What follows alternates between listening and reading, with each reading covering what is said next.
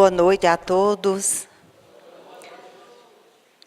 É com alegrias renovadas, não é, que nós retornamos a esta casa, que nos acolhe tão fraternalmente. O meu primeiro pensamento e o meu primeiro sentimento nesta noite é de gratidão por estar mais uma vez inserida, não é, na jornada da Mulher Espírita da Paraíba, que esse ano já completa seus 48 anos de vida, divulgando o Evangelho de Jesus e a doutrina dos Espíritos. E ao adentrar esta sala hoje, eu senti uma emoção muito profunda, né? Porque a mentora espiritual da jornada é o espírito Meimei, e é um espírito tão amoroso, não é, tão fraternal, tão afetivo. E eu disse para ela assim: Meimei, se você puder nos acompanhar na noite de hoje, para que a gente possa sentir, eu e todos quanto estamos aqui, podermos sentir a sua alegria, o seu amor, não é, e a sua ternura. Então, boa noite a todos, boa noite aos internautas, que nós possamos aproveitar este momento, não é, sobre as bênçãos de Jesus.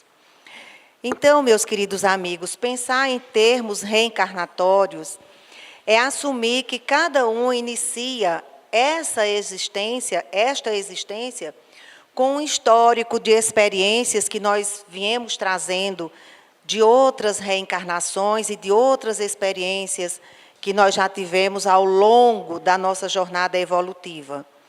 Por isso, todas as nossas experiências no corpo, elas estão sujeitas às mais diversas circunstâncias. E por isso, tudo o que nós vamos fazer tem um sabor, não é, de desafios. Então, nós gostaríamos de começar as nossas reflexões. Qual é o desafio que eu realmente preciso enfrentar? O que eu tenho que fazer primeiro?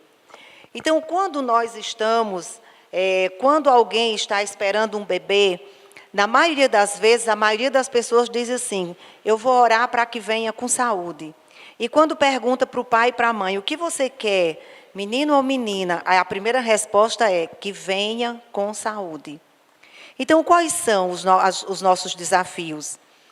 Limitações da saúde, arranjar um emprego, arranjar um amor, resolver todos os problemas da convivência familiar. Será que nós sabemos selecionar quais são os desafios que nós precisamos resolver primeiro? Talvez, nesta fase da nossa existência, nós estejamos envoltas para resolver um problema de saúde. Talvez a gente não esteja muito contente com alguma parte do nosso corpo, e a gente queira mudar alguma coisa.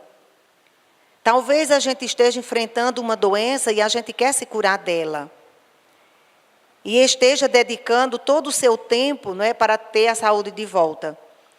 Mas os que são mais jovens, não é, que estão nesta existência há menos tempo, estão trabalhando para resolver a sua vida profissional. Arranjar um emprego, arranjar um amor, alguém para que ele sinta que a sua vida tem mais sentido. E outras pessoas estão passando por conflitos muito dolorosos de todos os matizes. Mas ainda tem aquelas outras pessoas, não é, que estão passando pela vida por passar pela vida e não estão preocupados com coisa alguma. E os anos vão se passando e cada um de nós vai trabalhando para vencer os seus desafios. E, na maioria das vezes, os desafios terrenos. E continuam adormecidos para as responsabilidades. Inclusive, a fase inicial da nossa vida, sob qualquer aspecto, é o aspecto do sono, a fase do sono. Então, o psiquismo dorme no mineral, sonha no vegetal, sente no animal e pensa no homem, conforme tão bem sintetizou o eminente filósofo espírita Leon Denis. Então, todos nós começamos dessa forma. E no momento em que despertamos a razão, que começamos a pensar, que tomamos consciência que somos uma individualidade, até aqui já foi uma grande jornada. Construindo conhecimento, construindo experiências, até nós chegarmos no ponto em que nós estamos hoje, nos achando, nos considerando pessoas muito inteligentes, pessoas sensatas, pessoas donas da razão. E tudo isso, todas essas experiências que nós já vivemos até aqui, para quê? Para quê mesmo? Só para a gente resolver os desafios que são inerentes à Terra? Só para a gente resolver os desafios da saúde, de arranjar um emprego, de arranjar um amor, de ter uma segurança financeira, de resolver nossos problemas familiares? Se nós percebêssemos pela ótica divina, a gente ia perceber melhor. E a gente ia ver que não.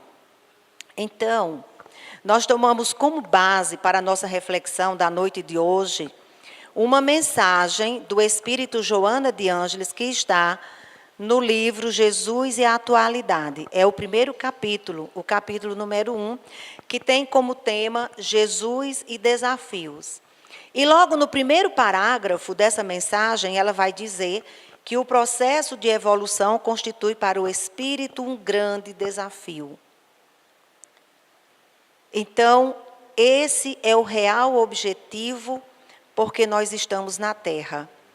E esse é o desafio principal que todos nós precisamos reunir, todos os nossos esforços para a gente trabalhar, é evoluir. Todos os outros desafios que a gente se entretém com eles, os da família, saúde, o financeiro, o social, o político, o econômico, todos. São problemas inerentes à Terra que nós precisamos resolver, mas sem retardar o nosso processo de evolução.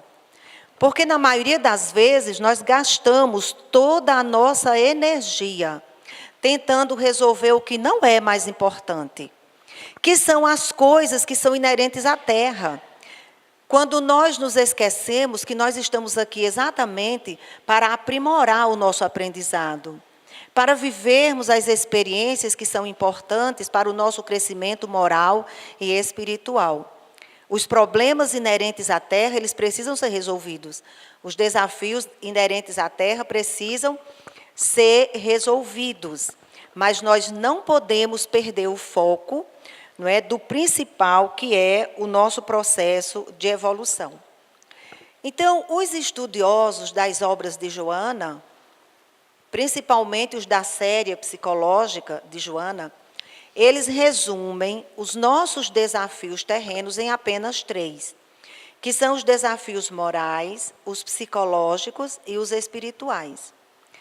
Todos os nossos desafios que nós precisamos vencer na Terra, eles passam por essas 3 fases: moral, psicológico e espiritual. Todas as outras questões com as quais nós nos envolvemos muito, e na maioria das vezes passamos até a nossa existência inteira envolvidos com eles, como o problema de saúde, segurança e tantos outros, eles são inerentes à Terra, eles têm que ser resolvidos aqui na Terra, mas temos que ter a consciência e a responsabilidade de resolver todos esses problemas sem retardar a nossa evolução. Quantos de nós conseguimos fazer isso? E nós espíritas, que conhecemos, que estudamos esses temas, que estudamos o livro dos Espíritos, o Evangelho, quantos de nós conseguimos? Vamos ver primeiro a questão moral. Quantos de nós nos consideramos pessoas boas? Nós nos achamos pessoas muito boas. E nós somos convidados todos os dias aos desafios morais nas cenas do dia a dia que nós presenciamos. E na maioria das vezes, a gente nem se dá conta disso. Hoje, nós vivemos uma grande crise que é divulgada insistentemente com vários nomes. Então, ela aparece com o nome de corrupção, de violência, de traição, de maledicência, de pedofilia, de homofobia, de xenofobia, de intolerância, mas a crise é moral. A crise é moral. E esse é o grande problema que todos nós temos que resolver. Porque se os problemas foram criados por nós, aqui na Terra, quem terá de resolvê-los somos nós que estamos aqui. Então, quando a gente pensa, por exemplo, no desrespeito, o desrespeito a quase tudo.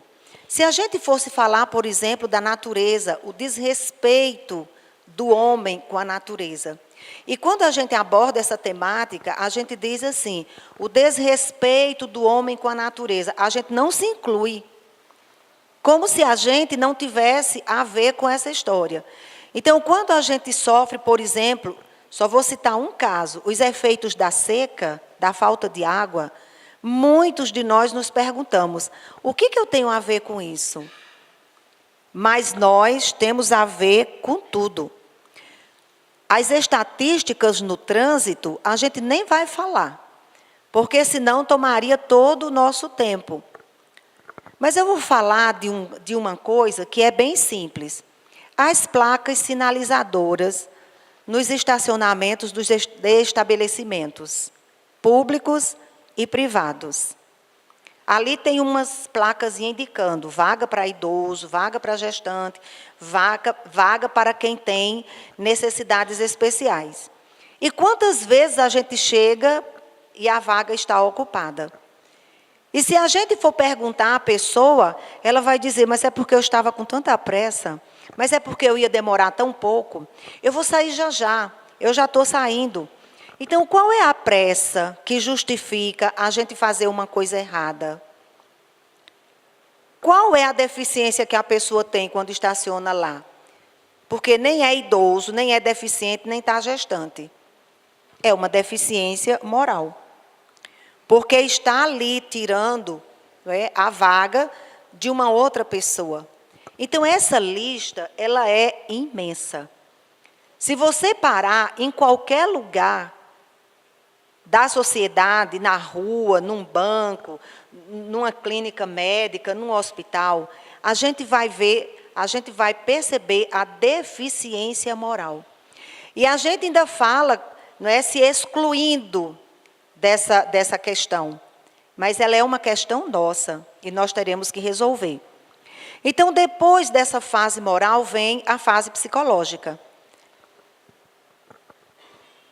E nós sabemos quais são os nossos desafios psicológicos, a gente tem uma consciência plena deles. Por isso que nós precisamos nos perguntar quem somos, de onde viemos e para onde vamos. Não é para a gente ficar sabendo qual foi o planeta que eu habitei antes de vir para cá, ou qual é o planeta que eu vou habitar quando eu sair daqui, não. É para a gente conhecer a nossa sombra.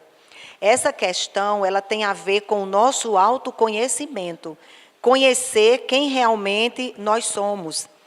E a sombra é aquela parte de nós, não é, que a gente esconde consciente ou não, e que a gente não quer mostrar, que a gente não quer saber e que a gente não quer que os outros saibam.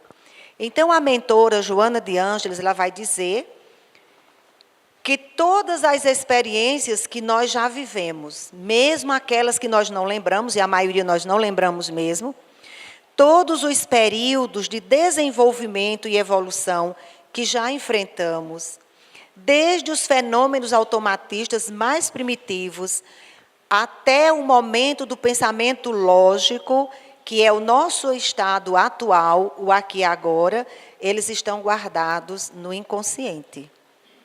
E eu costumo definir o inconsciente como uma caixa preta, né, como a caixa preta do avião, que é laranja, como as blusas das meninas, mas diz caixa preta. Porque um objeto preto, que você bota lá dentro, fica muito mais difícil, né, de você identificar o que é que está lá dentro. Então, por isso que eu costumo dizer que o nosso inconsciente é como uma caixa preta e a gente vai botando as coisas lá dentro, vai botando e tranca 7 chaves e a gente não consegue. Então, a partir Desses esclarecimentos, né, principalmente essa última fala da Joana, a gente começa a verificar que nós temos duas dimensões em nós. A primeira é um eu que eu reconheço, que eu admiro, que eu aceito, que eu me mostro aos outros como eu sou. Eu estou falando para vocês agora. E o outro é um não eu, uma parte de mim que eu escondo, que eu não aceito, não é que eu boto debaixo da mesa, porque eu recrimino, eu julgo, eu condeno e por isso mesmo eu escondo de todos. Então, esses opostos que estão dentro da gente, eles são chamados, não é, mais simplesmente como persona e sombra, que não são tão simples. É mais assim na linguagem de entender. Então, essas duas criaturas que estão dentro da gente, eles estão o tempo todo se debatendo. A persona é a pessoa pública que nós nos mostramos, que nós somos. É aquela parte de nós adequada que a gente gosta. E a sombra é a pessoa, como eu já falei, que a gente esconde. É a parte que a gente não quer admitir e nem tampouco que as outras pessoas saibam. Mas ela existe, mesmo que a gente negue e mesmo que a gente esconda.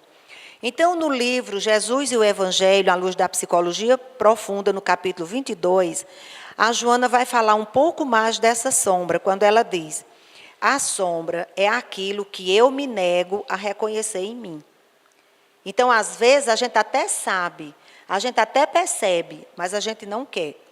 Então, ela diz: são as experiências que causaram insucessos, os abusos, os desgostos, as decepções, as mágoas, a crueldade, a inveja e tudo o que aconteceu com a gente que a gente não quer se lembrar.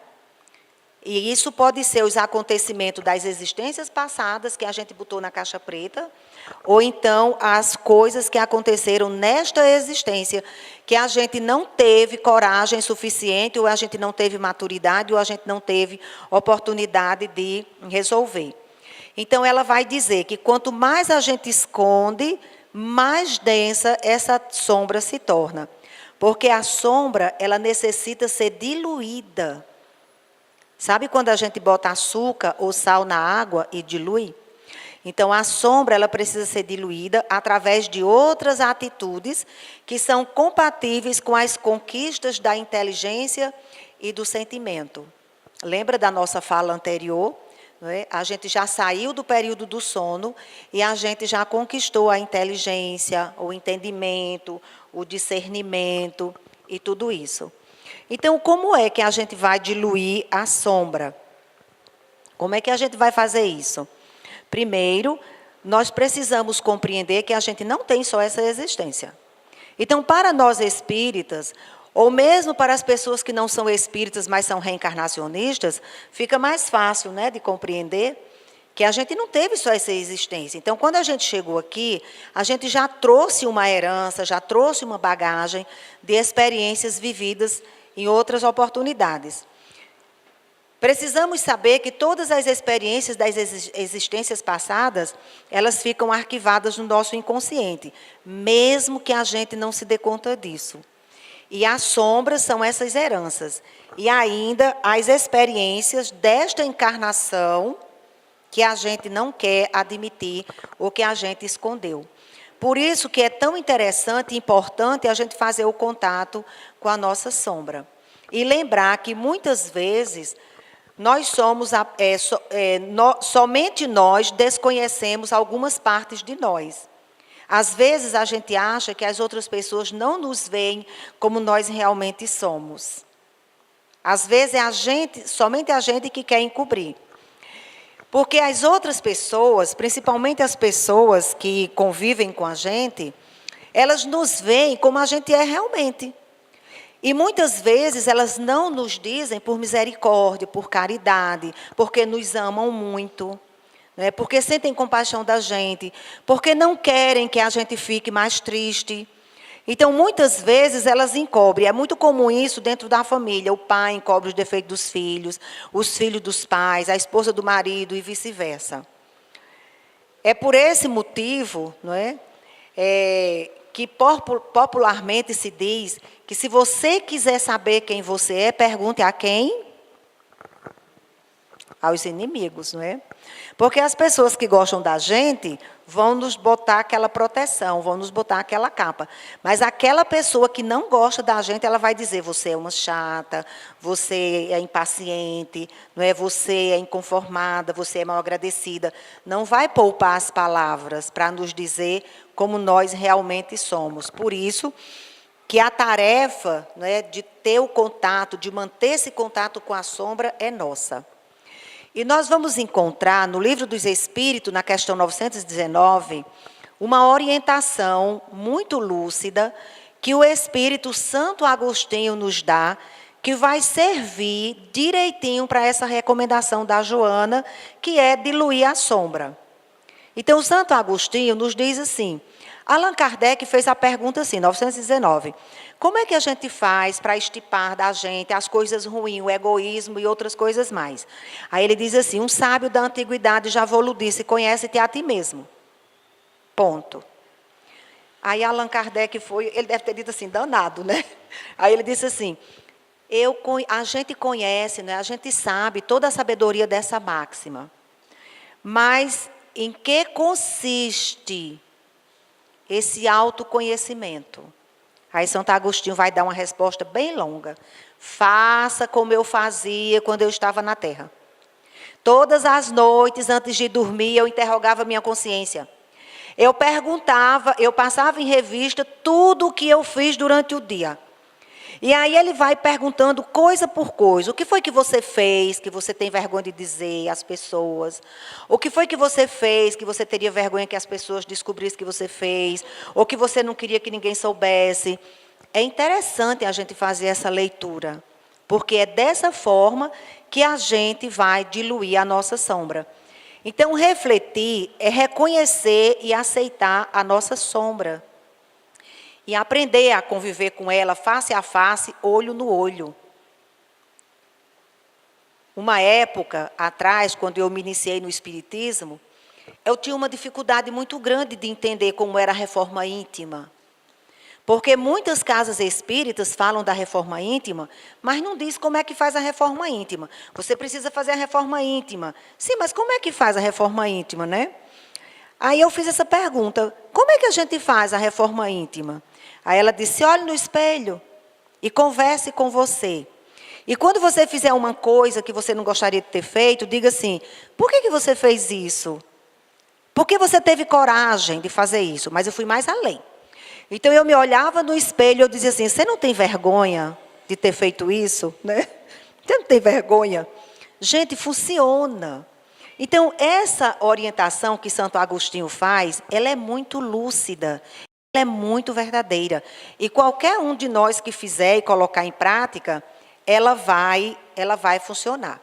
Então, o autoconhecimento, a viagem interior, a reforma íntima, são recomendações de todos os tempos para a gente conhecer a nossa sombra, né? Para a gente conhecer o nosso interior, para a gente saber realmente quem a gente é, de onde foi que a gente veio e para onde é que a gente está caminhando. Mas tem um detalhe. Quando eu não procuro fazer esse contato com a minha sombra face a face, olho no olho, eu vou tentar resolver os meus problemas nos outros. Aí sabe o que eu faço? Eu começo a botar a culpa nos outros. Ah, mas é o meu marido que não me compreende, eu vou ter que me separar e arranjar outro marido. Ah, mas é o meu filho que eu ensinei a vida inteira e ele não aprendeu. E muitas vezes a pessoa perde a existência, não é? Projetando nos outros o que ela é, na verdade, porque ela própria não se aguenta. E quando a pessoa está nesse nível, né, nessa consciência de sono, para ela, é muito melhor culpar o outro, botar o defeito no outro. Então, quando a gente estiver muito interessada, ou então muito comprometida com as falhas dos outros, com os defeitos dos outros, é bom a gente fazer essa reflexão. E a gente tentar perceber se a gente não está transferindo para o outro o tempo todo esse problema, esse desafio que é nosso. Isso é entrar em contato com a nossa realidade. E quando nós entramos em contato com a nossa realidade, a gente percebe que a gente não é perfeito. A gente tem um monte de defeitos, mas sou eu. Eu sou filha de Deus, eu sou um espírito imortal. E eu recebi a oportunidade da reencarnação para aprender, para me melhorar. E eu vou aprender a exercitar comigo a compaixão e o alto amor. E aí nós nos lembramos, não é, do que Jesus recomendou. Ama a Deus sobre todas as coisas e ao próximo como a ti mesmo. Então, para a gente amar o nosso próximo, a gente precisa desenvolver o alto amor. E se eu me recrimino por tudo que acontece na minha vida, eu não vou ter essa capacidade de me auto-amar, de desenvolver amor por mim mesmo. Então, Jesus, que é o espírito mais puro, mais evoluído que já veio à Terra, ele sabe da nossa sombra. Ele sabe que nós somos espíritos imperfeitos. Então, Jesus sabia da natureza de todas aquelas pessoas que estavam convivendo com ele. Ele se deparou com pessoas que enfrentavam os mais diversos desafios, e Jesus respeitou cada um deles. Não se tem notícia nas histórias, não é, dos evangelhos, dos Atos dos Apóstolos, de ninguém que Jesus tenha feito alguma observação recriminando a sombra do outro. Muito pelo contrário. Quem tiver sem pecado, que atire a primeira pedra. Ou então, eu não vim para os sãos, eu vim para os pecadores. Os médicos não vêm para os sãos, não é? Vêm exatamente para os que estão doentes. Então, Jesus se dirigia à individualidade. E não à sombra, e não à persona das pessoas. Porque ele sabe da essência, que a essência de cada um é divino. Cada um de nós somos portadores da essência divina, a nossa herança divina, que Deus, ao nos criar, colocou dentro de cada um de nós. Então, perceber a nossa sombra é agir como Jesus agia. Eu preciso ter paciência comigo. Eu preciso sentir compaixão por mim. Eu preciso me perdoar das coisas erradas que eu faço. Mas também eu tenho que observar a recomendação de Jesus. Vá e não peque mais. Reconhecer, se corrigir e não fazer mais. Mas não se culpar e não se condenar. Então, quando nós fazemos essa reflexão, nós conseguimos identificar nessa linha de raciocínio que a Joana de Ângeles traz para a gente, não é, do autoconhecimento, uma ponte, uma ligação com a doutrina dos espíritos. Allan Kardec coloca também no Livro dos Espíritos, quando ele vai tratar da progressão dos espíritos, na questão 96 e seguintes, com a ajuda dos espíritos, ele faz uma classificação dos espíritos que habitamos na Terra e outros que não habitamos na Terra, mas que a Terra, quando passar por todos os processos, não é, que ela tem que passar, ela vai também ser morada desses espíritos. Então, eles classificam os espíritos em 3 categorias principais ou 3 grandes divisões. Os últimos, os da terceira ordem, são aqueles espíritos que a matéria é que prepondera sobre eles. São os espíritos que têm como predominância ainda o mal. São espíritos que estão muito ainda arraigados e muito presos ao ciúme, ao ódio, às desavenças, à intolerância, aos revides. E isso tanto para os espíritos que estão encarnados, como para os espíritos que já estão no mundo espiritual em volta da Terra. Os da segunda ordem, eles já são caracterizados pela predominância do espírito sobre a matéria. Já estão na metade do caminho, são os espíritos bons. E estão muito mais preocupados com o bem. E os da primeira ordem, são os espíritos puros. Aqueles que já fizeram toda a sua jornada evolutiva, que já diluíram a sombra, que já conheceram, não é? E que já chegaram no topo. E já cumpriram, não é, aquele imperativo categórico de Jesus. Sede perfeitos, como vosso Pai Celestial é perfeito. E nos lembramos também, não é, da música do nosso amigo Beto Melo, quando ele diz: um dia todos nós seremos anjos. Obviamente, nós ainda somos espíritos muito inferiores. Nós estamos mais para a terceira ordem, né, para a terceira categoria, do que para a segunda. Daqui, uma vez ou outra, a gente bota o pé na segunda, mas nós estamos mais para lá do que para cá. E aí, nós poderíamos fazer a seguinte reflexão: qual é a distância que nos separa ainda da perfeição? Não é? Qual é a distância? Então, quando a gente volta para a nossa mensagem, Jesus e Desafios, a Joana vai nos dizer que essa mudança, que essa transformação, ela acontece muito lentamente, não é de uma hora para outra, não. Porque não existe mudança instantânea. Então, ela diz: lentamente a pessoa desperta para a realidade, que antes não a sensibilizava.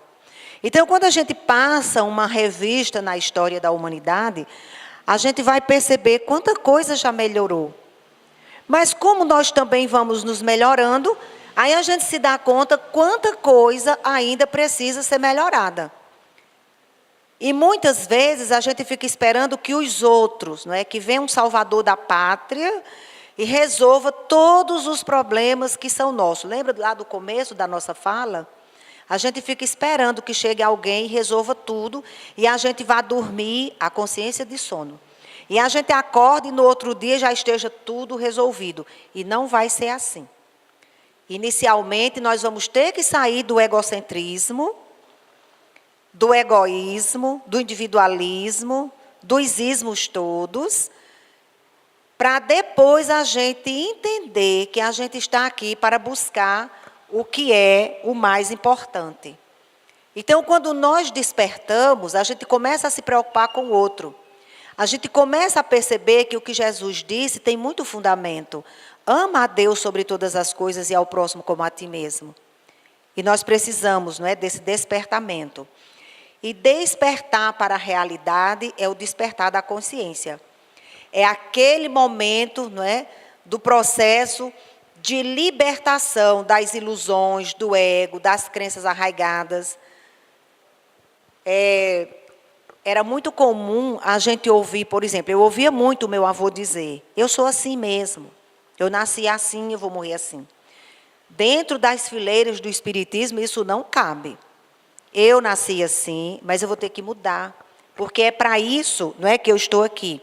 Então, a gente começa a fazer a nossa trajetória, com consciência de que a gente é um espírito eterno e quem tem que fazer o trabalho evolutivo por nós somos nós mesmos.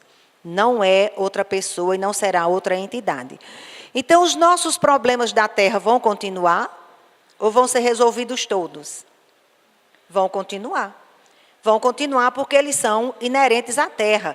A diferença é como nós vamos perceber esses problemas e como nós vamos conviver com eles. Porque eles não vão ser mais um peso para a gente. E na sequência dessa reflexão que a gente está fazendo, vem os desafios espirituais. E nós sabemos que nós já temos uma bagagem imensa na nossa jornada evolutiva. Já temos muitas experiências, mas a gente sabe também que a gente fez muita coisa que a gente não devia fazer por ignorância, mas também a gente deixou de fazer muita coisa por preguiça, porque a gente não queria se comprometer, porque a gente não queria ter trabalho. E esta dívida que nós arranjamos ao longo das nossas existências, ela não é com Deus. E tem muita gente que pensa, não é? Você vai se ter com Deus. Não, a gente vai se ter é com a nossa consciência. Então, a nossa consciência é como se fosse um livro gigantesco e tudo o que a gente faz está escrito nele. E ainda hoje tem pessoas que pensam que Deus é que tem um livro, né, de cada um de nós, e tudo o que a gente faz, Deus escreve. Deus escreve, e haja escrever, né, no livro preto. Mas nós é que temos tudo isso, lembra do que a Joana falou lá atrás? Nós é que temos tudo isso arquivados na nossa consciência. E muitas pessoas ainda dizem assim, é o meu karma, não é? Mas eu sinto muito, não é karma não, é compromisso mesmo. Nós somos os responsáveis pela nossa existência. Nós é que fabricamos tudo o que é inerente a gente.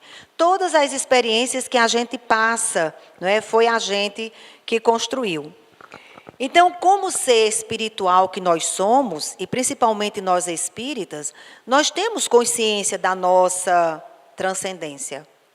Mas sabe qual é a outra reflexão que a gente faz?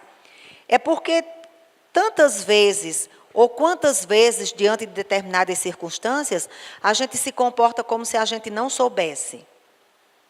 É porque a gente, não é, ainda vive nessa ânsia desenfreada pelo ego, pela posse do ter, pelo consumismo, como se a gente ainda tivesse, fosse viver eternamente aqui na Terra. Então, a Joana, nessa mesma mensagem, Jesus e Desafios, ela vai dizer que nós estamos ainda muito acostumados com as vibrações grosseiras, com as vibrações do terra a terra, com as vibrações ligadas ao instinto. E que muitas vezes, para a gente fazer esse despertamento, aí vem o sofrimento, vem a dor, que já foi trabalhado esse tema numa outra palestra da jornada. E o sofrimento vem exatamente para a gente despertar. Por isso que nós precisamos abrir mão, não é, do comodismo. Quantas vezes a gente deixa de fazer as coisas porque a gente não quer sair da nossa zona de conforto, não é? E na zona de conforto ninguém evolui. E qual seria a nossa zona de conforto? A preguiça, o comodismo, a má vontade. Eu não estou preparado ainda, não é? Santana convida para fazer um trabalho no centro, aí a pessoa diz assim, mas eu não estou preparado ainda. A história de Belarmino Bicas, né? Eu não estou preparado ainda. Eu vou me preparar, né? Quando eu estiver mais preparado, pede para fazer uma prece. Nos grupos de estudo isso acontece com maior frequência. Fazer uma prece. Você pode fazer a prece de encerramento, mas eu não estou preparado ainda, né? Eu não me sinto preparado. Gente, isso é uma questão moral que a gente precisa, não é, resolver. Então, a mentora vai chamando a nossa atenção. É quando a dor nos visita que nós começamos a aspirar por impressões mais elevadas, que nós sentimos necessidade de experimentar outros valores. Aí a gente vai saindo da zona de conforto, do comodismo, e a gente começa a se preocupar, a se interessar pelo outro. É quando a gente desperta a consciência de que eu nunca vou ser feliz se eu não incluir o outro na minha vida. Essa história da inclusão, que está tão na moda agora, né, que está tão... É uma verdade muito importante, interessante, para todos nós observarmos.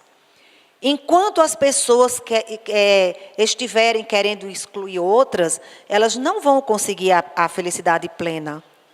Porque todos nós fazemos parte da mesma família universal. E Deus não ia querer que um fosse feliz e o outro, né, fosse relegado. Então, enquanto a gente estiver achando que tudo tem que girar em torno de mim, nós não vamos conseguir sermos felizes como nós almejamos. Então, a Joana, né, já nos encaminhando para a conclusão, ela vai dizer que não cabe ao homem retroceder na luta.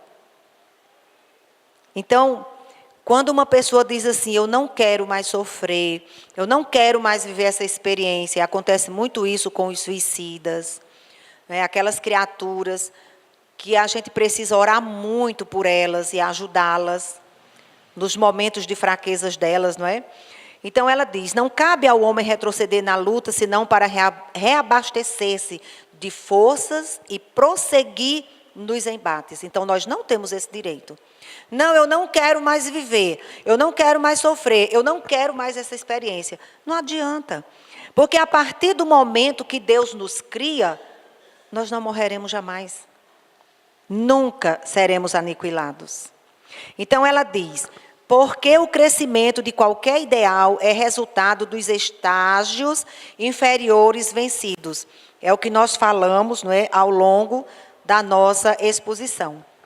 Então, nós estamos aqui, na verdade, para nos instrumentalizarmos de coragem e responsabilidade para os enfrentamentos da vida e principalmente para nos mantermos humanos. Porque muitos espíritos reencarnados na Terra, nos dias atuais, ainda não se comportam como humanos. Nós ainda não somos, não estamos ainda completamente humanizados. Nós ainda estamos nesse processo. Então, precisamos ter coragem e responsabilidade para aceitar as nossas limitações, as nossas dificuldades, reconhecer os nossos medos, nossas deficiências e não desanimar e não desistir jamais. Coragem para realizar o processo de integração com a nossa sombra sem causar dano a qualquer que seja. Não é porque é meu pai, minha mãe, meu irmão, meu marido, minha esposa, meu filho, que eu tenho que descarregar toda a minha energia negativa, os meus problemas, as minhas coisas, as minhas deficiências nele. Quando nós passamos a fazer esse processo, nós passamos a sentir mais compaixão das outras pessoas e passamos a compreender mais que Jesus é o nosso guia e o nosso modelo. E por que Jesus é o nosso guia e o nosso modelo? O Espiritismo veio para nossas vidas para fortalecer a nossa crença na vida futura e na imortalidade do Espírito, porque isso é que é a realidade. Veio para o nosso cotidiano, para a nossa vida no dia a dia, para nos ajudar a entender, pelo uso da razão e do raciocínio, que nós estamos aqui para nos tornarmos melhores, como disse Allan Kardec, hoje melhores do que ontem, e amanhã muito melhores do que hoje. Nós sabemos, pelo Espiritismo, que nós podemos tudo através do nosso bom senso, da nossa razão e do nosso desejo sincero de sermos melhores. A evolução do espírito está muito bem colocada em O Livro dos Espíritos. Então, agora, nós precisamos apenas ter coragem para estudar o Espiritismo, para compreender todas as lições que ele nos traz, para divulgar a doutrina em todo o seu esplendor, mas, acima de tudo, colocá-la em prática, conscientes, despertos, acordados, que como espíritos imortais, a nossa meta, a nossa destinação é a pureza de coração, é nos tornarmos espíritos puros, é exatamente cumprirmos o que Jesus disse, o que Jesus nos recomendou e o que Jesus falou aos seus discípulos. Sede perfeitos. Muito obrigada a todos.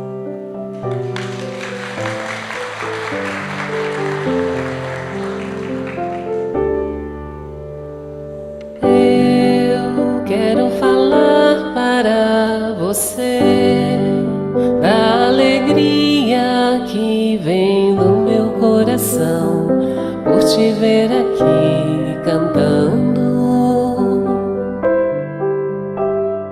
Vem, veja através dos olhos meus a alegria e a gratidão por Deus, por te ver assim contente. Amigos para sempre é o que nós iremos ser, na primavera ou em qualquer das estações, nas horas tristes, nos momentos de prazer, amigos para sempre.